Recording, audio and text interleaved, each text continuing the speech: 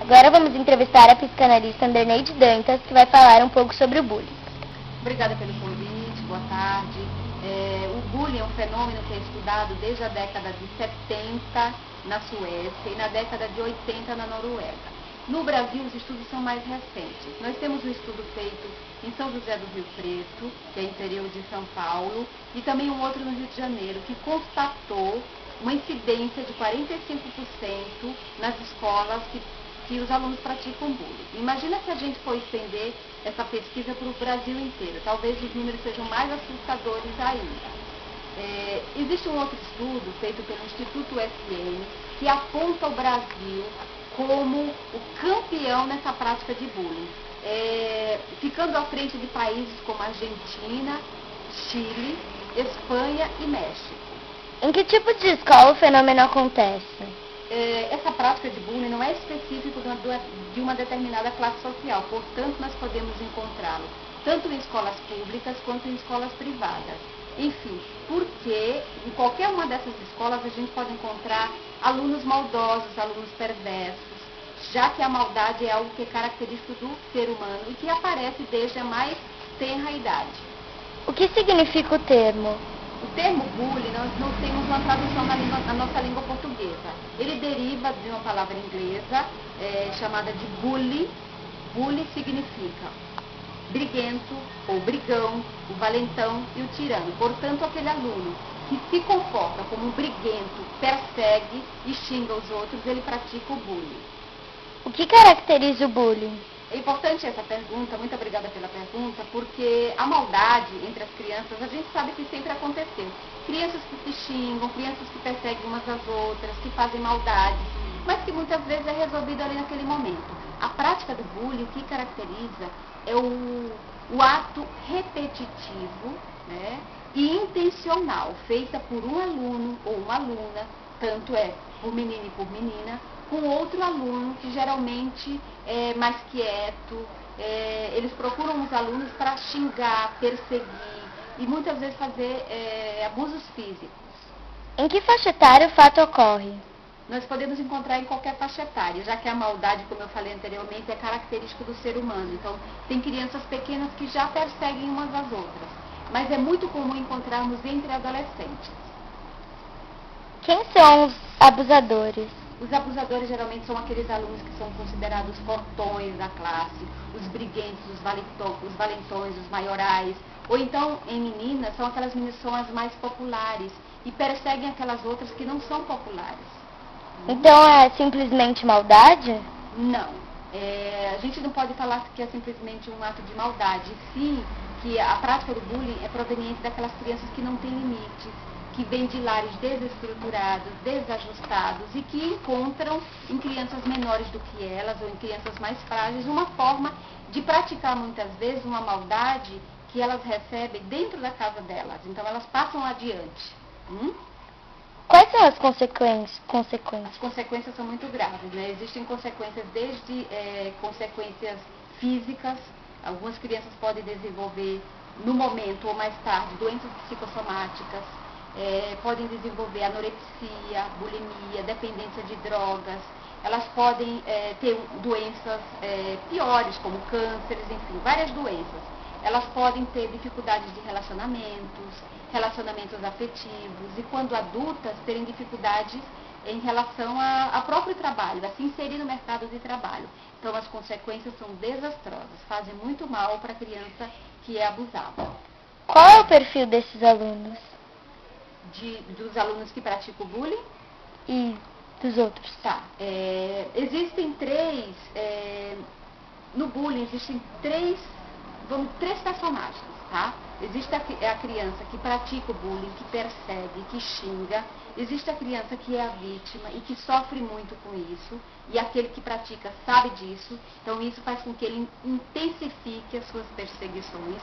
E existe um outro personagem que são os alunos que assistem aqueles que praticam o bullying. E assistem por qual motivo, né? Você me perguntou das características. Aquele que assiste são crianças que ou assistem porque sente prazer, algum tipo de prazer com aquilo que estão vendo, ou por covardia, porque eles têm medo de ser a próxima vítima. Existe algum livro a respeito do fato? É só um momentinho, que eu acho que eu não respondi em relação a que perfil tem aquela criança que é abusada, né? Que sofre com bullying. São aquelas crianças, repetindo, né? São aquelas crianças que têm são mais quietas, que são mais passivas, ou que têm um perfil mais submisso. São crianças que são mais quietinhas, que têm dificuldade de se defender, ou então que tem alguma característica física que chama atenção.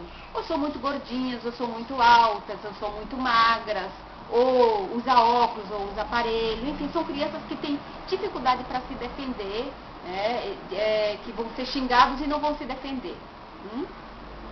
Existe algum livro a respeito do fato? Existe um trabalho muito interessante feito aqui no Brasil por uma psiquiatra chamada Ana Beatriz Barbosa. Ela escreveu um livro, ela estudou, fez um estudo muito amplo, e ela estudou e descobriu alguns personagens importantes da nossa história, da nossa mídia, né, conhecido na mídia, que sofreram bullying na infância. Eu vou citar alguns, né? O livro é bem extenso, então eu convido vocês para que leiam esse livro, que é muito instrutivo.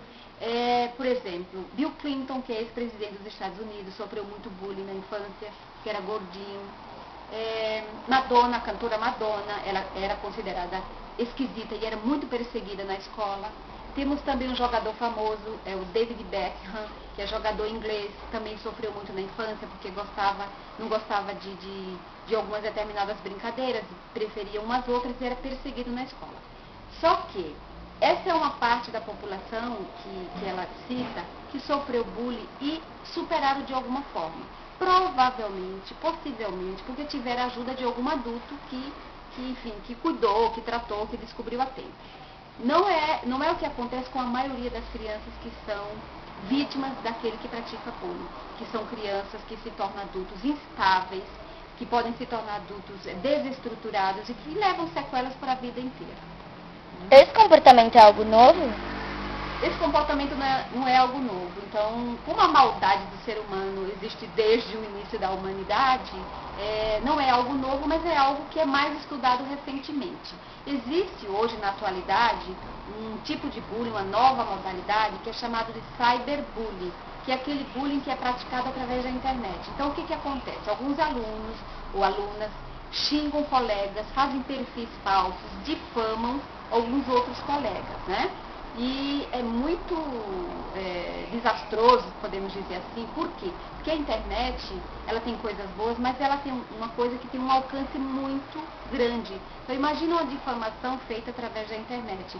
É muito mais difícil de conter. O que as escolas e os pais devem fazer a respeito? Primeiro, as escolas não podem negar que essas coisas, que essa prática aconteça nas suas dependências, na verdade. O que eles precisam é ficarem atentos. Tanto professores como monitores, é muito importante o papel dos monitores, né? Que na hora do recreio, na hora do intervalo, presta atenção no que as crianças estão fazendo, no que os alunos daquela escola estão fazendo. Então, quando detectado, é importante que a escola, como eu disse antes, não negue, e sim chame essas crianças para conversar e possivelmente encaminhe para tratamento aqueles que são vítimas, que chame os pais para conversar. E aquelas crianças que agridem precisam de punição e precisam também de tratamento, como eu falei anteriormente, já que são crianças que são desajustadas e que, se não for contido e parado a tempo, elas podem se tornar delinquentes e marginais. Os pais, como que os pais podem perceber? Ficarem atentos ao comportamento dos seus filhos. Perceber se eles não estão querendo ir à escola, quando eles se recusam, ou quando cai a produtividade deles na escola, ou quando eles têm diarreia, vômito, enfim, alguns sintomas físicos para não ir à escola. Então é importante ficar atento, conversar com seus filhos. É muito importante que os filhos, eles falem, se abram com seus pais ou com algum professor. Mas isso é difícil, por quê? Porque muitas vezes aquele que pratica o bullying, aquele que agride, ele intimida a criança. Se ela contar, a consequência vai ser mais grave. Então, eles, como são quietos e introspectivos e inseguros, eles muitas vezes sofrem muito tempo calados. Então, é muito importante, é um alerta para a população, para os professores, para os pais ficarem atentos a essas situações que acontecem.